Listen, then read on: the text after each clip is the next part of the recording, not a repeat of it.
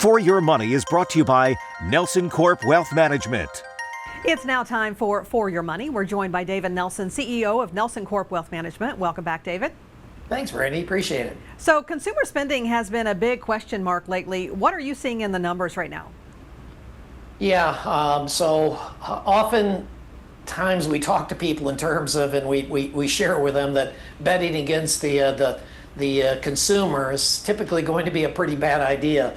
The example that we typically use is when people are feeling pretty good, we spend money as Americans, and when people are depressed, they even spend more money. So a chart that I brought along today is kind of illustrating this idea.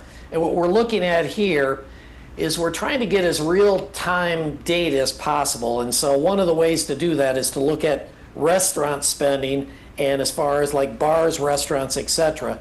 And what we're seeing is a pretty clear rebound in this particular chart, showing that spending is actually, it was dropping as far as we go back to February. Now we're seeing it move the other direction in a pretty substantial way. Historically, we're looking at 4%, give or take, and we're now in the range of 6.2%, which again is basically telling us as investors is that the consumer and the economy are basically looking better than the typical headlines are implying. Yeah, that sounds like good news, but what should investors take away from this?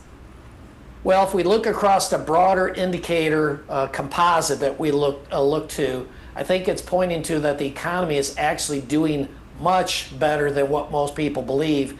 And again, it's no, it's not a runaway steal today as far as stocks are concerned, but it is implying that they're priced at a pretty reasonable level. All right, David, as always, thanks for joining us today. Thank you. If you missed any of our discussion, we'll make it available for you on ourquadcities.com.